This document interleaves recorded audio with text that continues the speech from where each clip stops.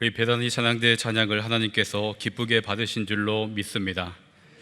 천국을 향해, 그 본향을 향해 믿음의 끈을 놓지 않고 행진하시는 우리 영락의 모든 성도님들 되시기를 주님의 이름으로 기원합니다. 인생을 살다 보면 이런저런 다양한 문제들을 참 많이 만나게 되죠. 인생길 구비구비마다 어찌 그리 문제가 많은지 모르겠습니다. 걸어가는 그 여정길을 가만히 들여다보면 평탄한 길보다는 울퉁불퉁하고 또 험난한 그 길을 만날 때가 참 많죠. 인생의 이 문제들을 쭉 나열해 놓고 가만 들여다볼 때 비교적 해결하기 쉬운 문제가 있는가 하면 상대적으로 해결하기 어려운 문제들도 있습니다. 신앙생활을 잘 한다고 해서 그 인생의 문제로부터 자유로워지는 것도 아니죠. 우리 성도님들께서는 인생에 문제가 생길 때 그 문제를 어떻게 해결하십니까? 문제를 해결하는 데 있어서 나름의 노하우가 있고 방법이 다 있으시겠죠. 그런데 문제를 해결하는 데 있어서 놓치지 말아야 할 것이 하나 있는데 그것은 바로 문제의 원인을 잘 파악하는 것입니다. 문제의 원인이 무엇인지 알지 못한 채로 문제를 해결하려고만 한다면 도리어 엉키고 설키게 되겠죠. 비근한 예로 연세가 들면 육신 이곳저곳이 연약해지기 마련입니다. 그 중에 가장 연약해지는 곳을 하나 꼽으려 한다면 어디를 꼽을 수 있을까요? 목회자로 여러 성도님들을 대면하는 가운데 물론 통계적으로 맞지는 않겠지만 제가 볼 때는 육신이 연약해져 가면서 가장 먼저 드러나는 것이 관절이 아닐까 싶습니다. 무릎 관절, 허리 관절, 이런 관절들이 고장이 나고 또 그 관절의 통증 때문에 심히 괴로워하는 모습을 종종 봅니다.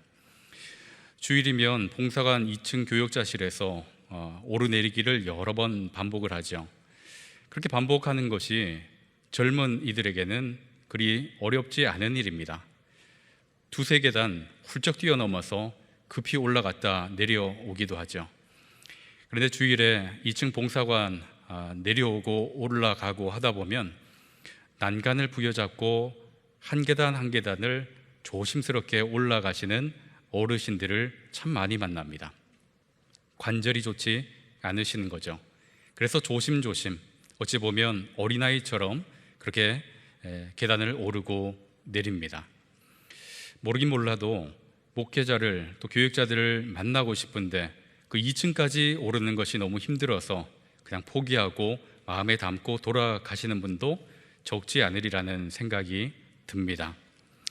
이렇게 주변에 보면 관절의 그 통증 때문에 힘겨워하시는 분들을 참 많이 만나는데 신방을 하면서 그분들의 기도 제목 또 그 아픈 증세들 이렇게 듣다 보면 어떻게 치료하는지까지 이렇게 이야기를 하세요. 그분들이 치료하는 그 방법들을 쭉 듣다 보면 치료 방법이 참 다양해서 다양한 요법으로 치료를 하시는데 공통적으로 하시는 것들이 하나 있더라고요. 공통적으로 하시는 것이 무엇인가 하면 통증 주사를 맞는 것입니다.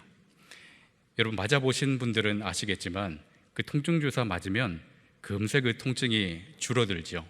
그리고 여러 날 통증이 줄어드는 상태로 지내실 수 있습니다. 그런데 어떤가요? 문제는 시간이 좀 지나면 다시금 통증이 재발한다 하는 것입니다. 줄었던 통증이 다시금 올라와서 또 통증 주사를 맞으러 가죠.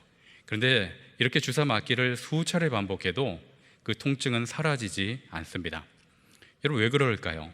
이 통증 주사는 이 통증의 원인을 해결하는 것이 아니기 때문에 그렇습니다. 아무리 오래 맞아도 통증이 줄어들기는커녕 오히려 내석이 생겨서 주사가 잘 듣지 않기도 합니다. 이 원인을 치료하지 않으면 그 문제는 당장은 사라지는 것 같으나 좀 시간이 지나면 또 다른 형태로 드러나곤 합니다. 여러분 인생의 문제도 그와 같지 않겠습니까? 문제의 원인을 찾지 않고 눈앞에 드러난 그 현상만 해결하려 한다면 그 문제는 당장에 해결된 것 같지만 꼬리에 꼬리를 물고 또 다른 형태로 계속해서 재발하게 될 것입니다. 그렇기 때문에 문제를 해결하기 위해서는 문제의 원인이 무엇인지, 무엇 때문에 이런 일들이 나타나게 되었는지 그것을 살피는 것이 참 중요합니다. 자, 오늘 본문에는 이 문제의 원인을 살피지 않고 드러난 그 현상만 해결하려 했던 그 한 인물이 등장하고 있는데, 오늘 이 인물의 그 선택과 또 그를 통해서 하나님께서 우리에게 주시는 그 메시지를 듣고자 합니다. 오늘 본문을 함께 보실까요? 1절 말씀입니다. 1절 서두 이렇게 시작하고 있습니다. 사사들이 치리하던 때. 시대적 배경을 언급하고 있죠. 사사들이 치리하던 그때 일어날 일이라 하는 것입니다. 사사들이 치리하던 그때, 여러분 그때가 언제일까요? 그때를 사사기 2장 8절에서 10절 사이에서 알려주고 있는데요, 여러분 화면을 보시면서 같이 한번 읽어보시면 좋겠습니다. 사사들이 치리하던 때입니다. 여호와의 종 눈의 아들 여호수아가 110세에 죽음에 무리가 그의 기업의 경내 에브라임 산지 가하스산 북쪽 딥낫 헤레스에 장사하였고, 그 세대의 사람도 다 그 조상들에게로 돌아갔고, 그 후에 일어난 다른 세대는 여호와를 알지 못하며 여호와께서 이스라엘을 위하여 행하신 일도 알지 못하였더라. 사사들이 치리하던 이 시대, 여호수아가 죽고 여호와를 알지 못하고 여호와께서 이스라엘 통해서 행하신 그 일을 깨닫지 못하던 다른 세대가 있던 때라고 언급하고 있습니다. 그리고 우리가 잘 알다시피 사사기 전체에서는 이 사사 시대에 대한 정의를 이렇게 내리고 있죠. 이스라엘에 왕이 없으므로 각각 자기 소견에 옳은 대로 행하더라. 이것이 사사 시대에 대한 정의입니다. 한마디로 하나님을 왕으로 인정하지 않던 시대이고 자기 마음대로 살아가던 시대라 하는 것이죠. 오늘 본문은 바로 이러한 시대에 일어난 특별한 한 사건을 다루고 있습니다. 어떤 일이 일어났는지 사사들이 치리하던 때 그 뒤 이어서 어떤 일인지 언급해주고 있습니다. 그 뒤에 어떤 일을 언급하고 있습니까? 그 땅에 흉년이 드니라. 사사들이 치리하던 그때 그 땅에 흉년이 들었다 하면서 이렇게 문제를 제기하고 있습니다. 어찌 보면 시작부터 참 어둡게 시작한다라는 생각이 드는데요, 여러분 이 어두움이 끝에는 어떻게 변화진지 그 기대감을 가지고 이 말씀을 보시면 좋겠습니다. 그리고 또 이어서 그 뒤에 흉년이 든 장소가 어디인지 알려주고 있는데, 그 뒤를 보시면 유다 베들레헴 이렇게 정보를 알려줍니다. 신약 성경을 읽은 우리는 이미 이 베들레헴이 어떤 동네인지 잘 알고 있죠. 예수님께서 태어나신 그 고향으로 익숙하게 잘 알고 있습니다. 그러나 지금 이 룻기가 기록된 이 시대는 이 베들레헴이 아직 드러나기 전입니다. 이스라엘의 변방에 아주 작은 시골 동네라 할 수 있을 것입니다. 그리고 여러분 이 베들레헴 그 이름의 뜻을 잘 아시죠?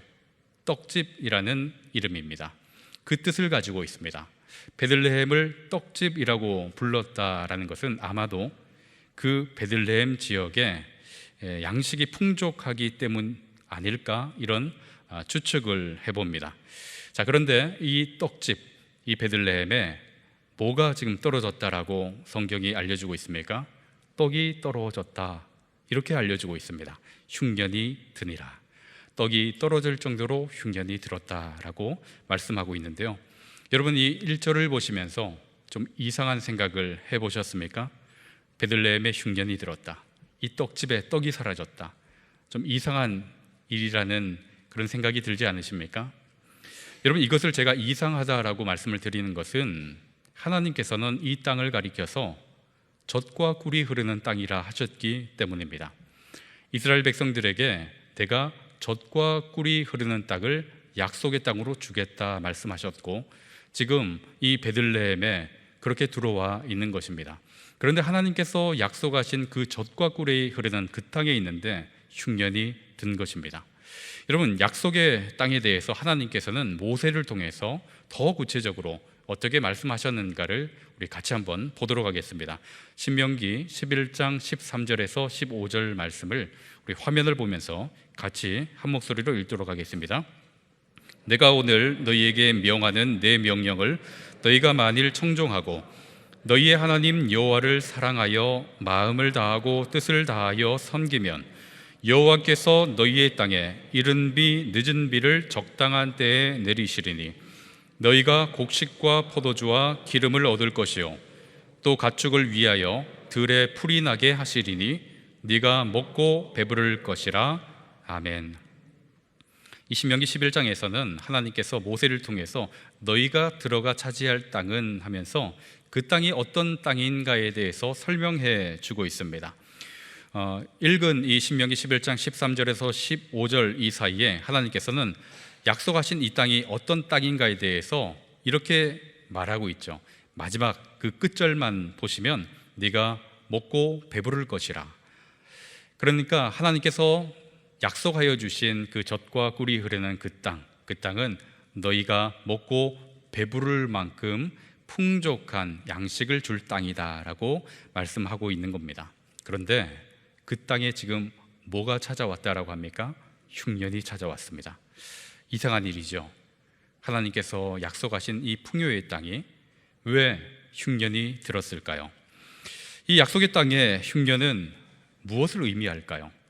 사람이 살다 보니 또 세월이 흐르다 보니 자연적인 그런 재해가 찾아온 것일까요? 그 뒷절 신명기 11장 16절과 17절 그 뒤 이어서 보시면 약속의 땅에 어떻게 흉년이 발생하게 되는가에 대해서 알려주고 있는데 그것도 같이 한번 읽어보도록 하겠습니다. 16절과 17절 말씀입니다. 너희는 스스로 삼가라. 두렵건대 마음에 미혹하여 돌이켜 다른 신들을 섬기며 그것에게 절함으로 여호와께서 너희에게 진노하사 하늘을 닫아 비를 내리지 아니하여 땅이 소산을 내지 않게 하심으로 너희가 여호와께서 주신 아름다운 땅에서 속히 멸망할까 하노라. 여러분, 약속의 땅에 어떤 경우 흉년이 찾아올 수 있다라고 말씀하고 있습니까? 간단하게 요약하면 하나님을 떠나는 경우, 하나님을 떠나 하나님의 언약을 떠나 다른 것에 기웃거리고 다른 것을 섬길 때 그때 그 약속의 땅에 흉년이 찾아올 수 있다라는 것을 말씀하고 있습니다. 모든 흉년, 우리가 겪는 모든 흉년이 다 같은 이유라고 할 수는 없을 것입니다. 그러나 적어도 구약 성경에 이스라엘에 든 그 흉년들은 대체적으로 이런 이유가 많습니다. 하나님을 떠났기 때문에 하나님께서 주시는 흉년이라는 것입니다. 여러분, 여러 가지 예들이 있죠. 다윗 시대 3년간의 기근이 있었습니다. 아합 왕 때 엘리야가 활동하던 그 시대 3년 반의 기근이 있었습니다. 모두 같은 이유였죠. 하나님을 떠나거나 하나님을 외면해서 다른 길로 갈 때 하나님께서는 이런 흉년을 이스라엘 땅에 내리시곤 하셨습니다. 그러면 왜 이런 흉년을 하나님께서 주실까요? 내 말을 듣지 않았으니 한번 혼 좀 나보라 하는 그런 의미일까요? 자녀를 사랑하는 부모가 자녀에게 회초리를 든다면 그 이유는 뻔하지 않습니까? 자녀를 사랑하기에 잘못된 자리에서 돌이키라 하는 것입니다. 잘못된 일을 반복하지 말고 또 잘못된 그 자리에 머물지 말고 돌이켜서 옳은 자리로 오라 하는데 그 회초리를 드는 목적과 이유가 있는 것입니다. 그와 같이 이 베들레헴에 든 이 흉년, 약속의 땅에 든 이 흉년은 하나님께로 돌아오라 하는 그 사랑의 징계라 볼 수 있겠습니다. 여러분, 시편 119편, 67편 이런 말씀을 시편 기자가 기록하고 있는데요. 고난당하기 전에는 내가 그릇 행하였더니 이제는 주의 말씀을 지키나이다. 고난당하기 전에는 그릇 행하여 사망을 향해 갔습니다. 그런데 하나님께서 그것을 그대로 놓아두지 않으시고 고난을 보내십니다. 그 고난을 통해서 어디로 갑니까? 그릇 행하던 그 길에서 돌이켜 말씀, 즉 생명의 길로 가게 되었다 하는 것을 말하고 있습니다. 그렇게 인생에 고난이 닥치면 인생에 해결할 수 없는 그 무거운 짐과 같은 문제가 발생하면 여러분 어떻게 해야 되겠습니까? 가장 먼저 하나님께 시선을 맞추고 하나님께 여쭈어봐야 할 것입니다. 하나님, 이 흉년이 어찌 된 일입니까? 하나님께서 약속하신 이 젖과 꿀이 흐른다 하는 이 땅에 흉년이 든 것이 어떤 연유입니까? 하나님, 그런 자리에서 저는, 우리의 가정은 어떻게 해야 할까요? 어떤 삶의 태도를 가지고 지금 살아가야 하겠습니까? 수없이 물어야 하지 않겠습니까? 묻고 또 물어야 할 겁니다. 여러분, 묻지 않으면 누구 뜻대로 할까요? 묻지 않으면 자기 생각대로 하고 자기 뜻대로 합니다. 오늘 본문의 이 엘리멜렉은 어떤 선택을 하고 있는지 여러분 1절을 같이 한번 읽어보실까요? 1절입니다. 사사들이 치리하던 때에 그 땅에 흉년이 드니라. 유다 베들레헴에 한 사람이 그의 아내와 두 아들을 데리고 모압 지방에 가서 거류하였는데, 한 집안의 가장입니다. 엘리멜렉. 1절에서 5절 사이에 보면 이 엘리멜렉이 흉년이 들어서 하나님께 물었다 하는 기록이 조금도 없습니다. 묻지 않았던 것이죠. 묻지 않았던 이 엘리멜렉, 하나님을 떠납니다. 약속을 떠납니다. 하나님께서 허락하신 그 자리를 떠나 다른 곳으로 갑니다. 다른 곳으로 가게 된 그 근거, 자기의 마음이었겠죠. 자기의 생각이었습니다. 끝에 보면 약속의 땅을 떠나서 어디로 갔는지 알려주고 있는데 모압 지방으로 갔다라고 기록하고 있고, 그 갔다라는 그 표현을 거류하였는데 이렇게 기록하고 있어요. 거류. 이 거류라는 단어에 대해서 의견이 분분하게 해석을 하고 있는데, 영어 성경에 보면 잠시 동안 피했다라는 그 의미를 담고 있습니다. 잠시 동안 흉년이 들었기 때문에 모압 지방으로 이 엘리멜렉이 피한 것이다 라는 생각이 들고 또 그처럼 보입니다. 그런데 2절에 가보면 상황이 변합니다. 여러분 2절 끝절을 한번 보시겠습니까? 2절 끝을 보시면 거기 살더니 이렇게 변했습니다. 거류하려고 잠시 잠깐 머물러, 또 다른 표현을 하면 그 흉년을 피해서 잠시 잠깐 간 것, 그것이 지금 어떻게 변했는가 보면 거기 살더니, 정착했더니 이렇게 변했습니다. 여러분, 잠시 흉년을 피하기 위해서 간 그 모압에서 왜 이 엘리멜렉은 정착하게 되었을까요? 이에 대해서는 우리가 깊이 고심하지 않아도 쉽게 그 답을 찾을 수 있을 것입니다. 흉년이 든 베들레헴보다 모압의 형편이 나았기 때문 아니겠습니까? 그곳에서 사는 것이 지금 당장 나에게, 그리고 우리 가족들에게 조금 나은 형편이라는 판단하에 그 지방에 머물기로 결정을 한 것이라고 보입니다. 여러분, 이것이 참 안타까운 선택이라 할 수 있는데요, 왜 이것이 참 안타까운 선택인가 하면 그의 이주는 여러분 장소적 이탈이 아니라 신앙적 이탈이기 때문에 그렇습니다. 여러분, 이 엘리멜렉이라는 이 사람의 이름, 그 뜻이 무엇인 줄 아십니까? 하나님은 나의 왕, 이런 의미입니다. 하나님은 나의 왕. 하나님만이 나의 왕이시라는 고백을 가지고 그 고백대로 살아가야 할 그 존재가 지금 하나님께 묻지 않고 또 하나님의 뜻을 따르지 않습니다. 그리고 언약의 땅을 떠나서 모압이라는 지방을 향해 이주해 가버립니다. 모압, 어떤 땅일까요? 여러분, 이 모압이라는 지역은 이스라엘 백성들이 출애굽해 나올 때 그들의 진로를 방해했던 그런 민족입니다.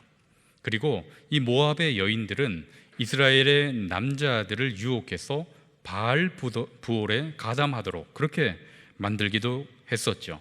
그래서 신명기 23장 3절에서는 하나님께서 모세를 통해서 이렇게 명하시는데, 신명기 23장 3절 말씀을 같이 한번 읽어보겠습니다. 암몬 사람과 모압 사람은 여호와의 총회에 들어오지 못하리니 그들에게 속한 자는 10대뿐 아니라 영원히 여호와의 총회에 들어오지 못하리라. 아멘. 이런 모압은 여호와의 총회에 들어오지 못한다, 이렇게 명시하고 있습니다. 그뿐 아니라 그들에게 속한 자는 여호와의 총회에 영구히 들어오지 못하게 하신다고 말씀하고 있죠. 그러니 이 모압이라는 지역은 하나님의 백성이 아무리 다급해도 가지 말아야 할 지역 아니겠습니까? 쳐다보지 말아야 할 지역이고 속하지 말아야 할 그런 민족입니다. 그런데 엘리멜렉은 지금 어떤 선택을 하고 있습니까? 하나님은 나의 왕이십니다 라고 고백하며 살아가야 할 그 존재가 지금 하나님께서 가지 말라 하는 그 자리로 이동해 갔습니다. 장소적 이동이 있지만 신앙적 이탈인 것입니다. 여러분, 인간적으로 보면 흉년이 들었기에 먹을 것이 없으니 처자식 살리기 위해서 이렇게 이주한 것이 뭐 그리 대수인가, 뭐 그리 큰일인가 이렇게 생각할 수도 있겠죠.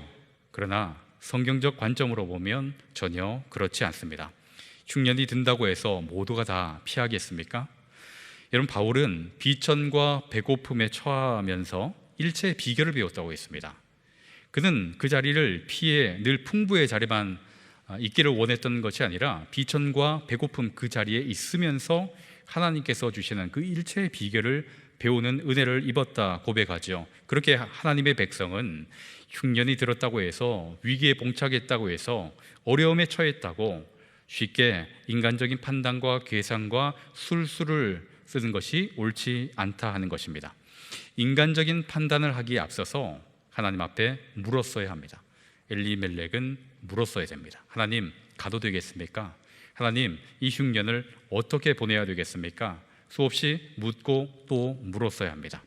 여러분, 흉년을 피하기 위해 약속의 땅을 떠난 이 엘리멜렉 그리고 그의 가족 어떻게 되었을까요? 여러분, 3절과 5절 보시면 모압 땅으로 이주해 거기에 정착했던 이 엘리멜렉의 가족이 어떤 처지에 처하게 되었는가를 보여주고 있는데요. 3절 보시면 엘리멜렉이 죽고, 또 5절을 보시면 말론과 기론 두 사람이 다 죽고, 누구만 남았습니까? 나오미만 남게 되었습니다. 여러분, 고향을 떠난 것, 언약의 자리를 떠난 것과 이들이 죽게 된 것을 직접적으로 연결짓기는 조금 무리가 있을 것입니다. 이들이 고향을 떠났기 때문에 죽게 되었다, 이렇게 단정적으로 이야기하기도 좀 어려울 것입니다. 그러나 13절 이후에서 이 나오미가 고백하는 이 고백을 볼 때 이 고향을 떠나는 것이 잘못되었다라는 것을 알 수 있습니다. 여러분, 13절에서 나오미가 이런 고백을 하는데요, 13절 중반부를 한번 보시길 바랍니다. 나오미의 고백이 이렇습니다. 여호와의 손이 나를 치셨으므로. 모압 땅에서 타향살이를 하고 있는 그 자신의 형편, 또 자신의 그 삶을 가리켜서 여호와의 손이 나를 치셨기 때문이다 라고 이야기를 합니다. 그리고 21절 한번 보시겠습니까? 21절 제가 읽어드리겠습니다. 내가 풍족하게 나갔더니 여호와께서 내게 비어 돌아오게 하셨느니라. 여호와께서 나를 징벌하셨고 전능자가 나를 괴롭게 하셨거늘. 나오미가 자신의 인생을 되돌아보면서 이렇게 고백하고 있는 겁니다. 이런 고백을 미루어 볼 때 약속의 땅을 떠난 것이 잘못되었구나라는 것을 우리가 알 수 있겠죠. 결국 흉년 피해서 도피했다가 더 큰 흉년을 만나서 돌아오게 되었습니다. 여러분, 흉년이 들고 또 어려움에 봉착했을 때 하나님께 묻지 않고 자기 생각대로, 자기 판단대로, 자기 술수대로 선택해서 또 결정한 그 일의 결과가 어떠한지를 지금 보여주고 있습니다. 여러분, 이 말씀을 통해서 우리는 그것으로 그치는 것이 아니라 우리나라와 한국교회 그리고 개인 영적 상황을 같이 살펴볼 수 있어야 할 것입니다. 여러분은 어떠십니까? 우리 대한민국의 상황을 보면 어떤 상황이라 여겨지십니까? 영적인 흉년이 왔다라고 보여지지 않으십니까? 1절 사사들이 치리하던 때에 그것과 지금 우리나라의 상황이 매우 흡사하게 보이는 면이 있습니다. 별반 다르지 않다라고 생각되는 부분이 있습니다. 시간이 흐를수록 하나님을 인정하지 않으려 합니다. 그리고 하나님을 왕으로 섬기는 것에 대해서 부정하고 또 부인하지요. 전혀 동의하지 않습니다. 도리어 뭐라고 이야기하는가 하면 내 인생의 주인공은 바로 누구라고 합니까? 나라고 합니다. 내 인생의 주인은 나. 그래서 나의 행복, 그것을 우선시하죠. 심지어 이제는 성별도 자기가 결정한다고 합니다. 남자, 여자가 아닌 그 성별도 자기가 결정하는 자기 성적 자기결정권, 이것을 주장하고 있는 세대입니다. 어떤 대부업체 광고 CM송에는 이런 문구가 있어요. 어쩌라고 내 맘이지. 여러분 들어보셨습니까? 제가 음을 붙이면 여러분 그 음과 이 문장이 계속 생각나실 것 같아서 제가 음을 붙이진 않겠습니다. 어쩌라고 내 맘이지. 어쩌라고 내 맘이지. 여러분 이렇게 이야기할 때는 참 우스꽝스러운 이야기 같으나 여러분 가족들이 함께 그리고 어린 자녀가 있다면 그 자녀가 이런 광고 카피 CM송의 그 문구를 통해서 뭘 배울 수 있겠습니까? 부모가 바르게 훈계하고 옳지 못한 일에 대해서 가지 말라, 하지 말라 라고 권면할 때 어쩌라고 내 맘이지 이렇게 나올 때 그럼 어떻게 하겠습니까? 방송심의위원회는 이런 거 규제도 안 하는 것 같습니다. 자연스럽게 시대의 그 문화, 그 흐름이 이렇게 흘러가고 있습니다. 아무렇지도 않게 하나님을 부인하고 하나님의 뜻이 무엇인지 생각하지 않습니다. 생각은 고사하고 하나님의 뜻을 의도적으로 거스르려 하는 것이 너무나 많죠. 그러면서 자신의 마음대로 자신의 생각에 좋을 대로 그렇게 살아가는 것이 합당하다라고 여기는 시대입니다. 영적 흉년 아니겠습니까? 여러분 그런가 하면 한국교회는 어떻습니까? 코로나가 시작되기 이미 오래전부터 한국교회는 영적 흉년이다, 위기다라는 말을 많이 해왔습니다. 영적 흉년 어떻게 시작되었을까요? 1절 사사들이 치리하던 때 그것과 같지 않겠습니까? 교회 안에도 하나님보다 사람의 이름이 더 드러나고 사람의 욕망이 더 앞서고 그것으로 인해서 그 영적 흉년이 찾아오게 된 것일 겁니다.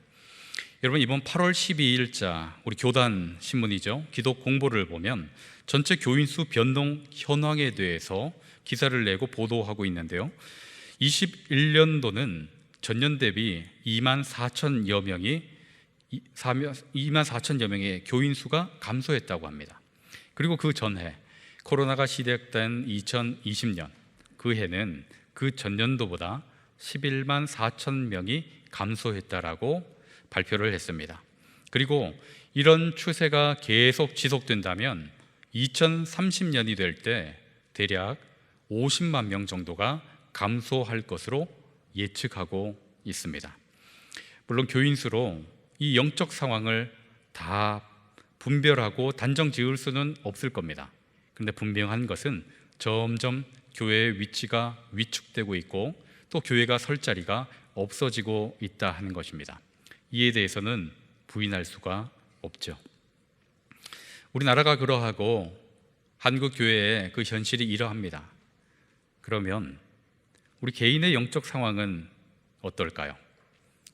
각자의 형편이 다 다르리라는 생각이 듭니다. 여러분은 어떠십니까? 여러분의 영적 상황 질문해 보시고 그에 대한 답을 스스로 한번 해 보셨으면 좋겠습니다.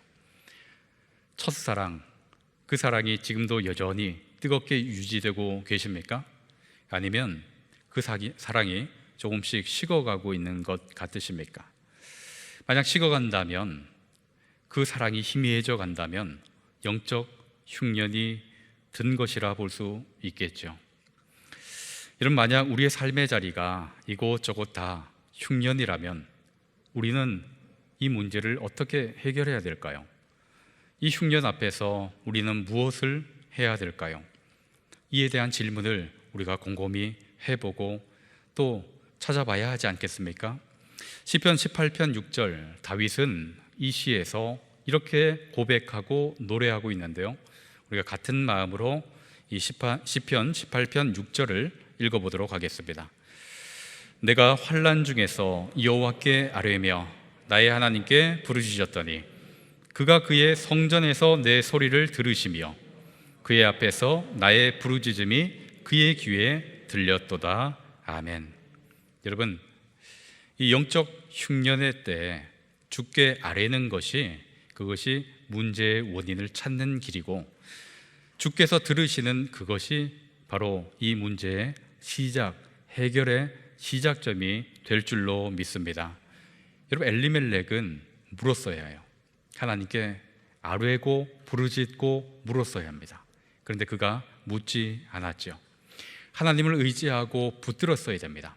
하나님, 흉년이 든 이 자리에서 어떻게 해야 됩니까? 떠나야 합니까?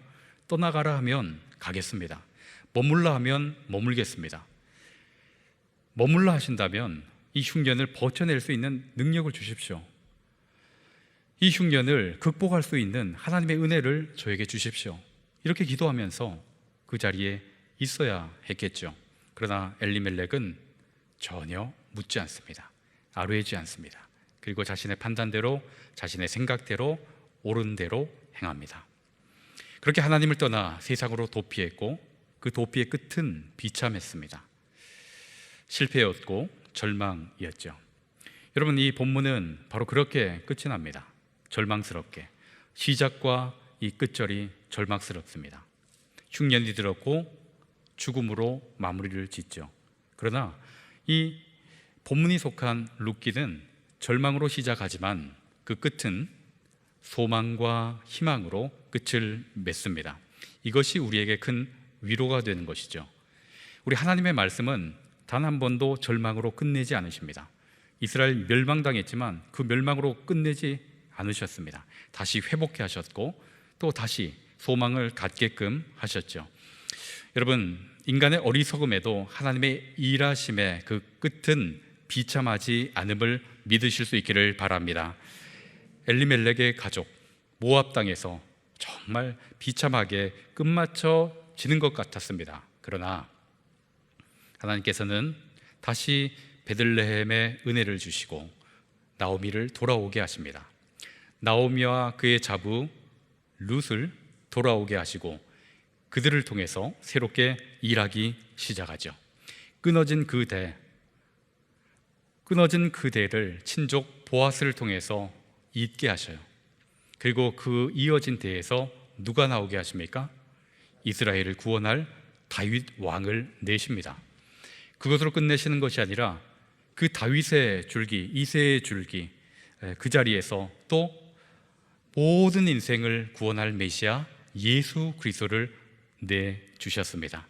여러분, 이렇게 인간은 어리석음의 절망과 실패의 자리로 가지만 우리 하나님은 그 자리에서 끝맺지 않으시고 회복과 소망의 자리로 우리를 이끌어 가십니다. 여러분, 이것은 성경의 이야기뿐만 아니라 우리의 삶, 저와 여러분의 삶에도 동일하게 역사하시는 줄로 믿으시길 바랍니다. 여러분, 우리는 때로 어그러집니다. 흐트러집니다. 그리고 실패할 때도 있고 넘어질 때도 있습니다. 그것으로 인해서 흉년이 찾아온다 할지라도 여러분, 절망할 것이 없습니다. 왜냐하면 하나님께로 돌아가 묻고 순종하면 그 자리에서 하나님께서 회복을 열어주시기 때문에 그렇습니다. 여러분, 어느 자리에 있든지 여러분의 삶의 형편이 어떠하든지 그것에 연연치 마시고 하나님께서 여시는 그 회복과 소망의 자리를 바라보며 믿음의 행진을 하실 수 있기를 바랍니다. 여러분, 회복때가 언제인지 우리는 알지 못합니다. 성경이 그것을 알려주고 있지 않죠. 어떤 방식으로 하나님께서 회복하실 것인가, 그 또한 다 알지 못합니다. 하지만 분명한 한 가지는 요한계시록 마지막을 새하늘과 새 땅으로 마무리 짓고 있다는 겁니다. 우리는 그것을 바라보면서 믿음의 행진을 이어가면 되는 것입니다. 우리 하나님의 말씀에 순종하는 이들을 통해서 하나님께서는 반드시 하나님의 역사를 이루실 줄로 믿습니다. 그러니 이 자리에 계신 모든 분들, 그리고 영락의 모든 성도들이 그 자리에 동참하여 함께 믿음의 행진을 하실 수 있기를 주님의 이름으로 간절히 축원합니다. 기도하시겠습니다. 하나님 아버지, 저희들은 어리석어 저희들의 판단대로, 저희들의 생각에 옳은 대로 선택할 때가 참 많습니다. 하나님, 어려움에 닥쳤을 때, 인생의 흉년이 들 때 더욱더 하나님께 묻게 하시고 또 하나님께서 응답하시는 대로 순종할 수 있도록 은총을 베풀어 주시옵소서. 하나님께서 언약하신 그 언약의 자리, 그리고 하나님께서 허락하여 정하여 주신 우리의 삶의 자리 이탈하지 않게 하시고 늘 그 자리에서 묵묵히 하나님의 뜻을 이루어갈 수 있는 주의 성도들 되게 하시며, 그 끝에 하나님께서 이루시는 그 회복을 볼 수 있게 허락하여 주시옵소서. 예수 그리스도의 이름으로 기도하옵나이다. 아멘.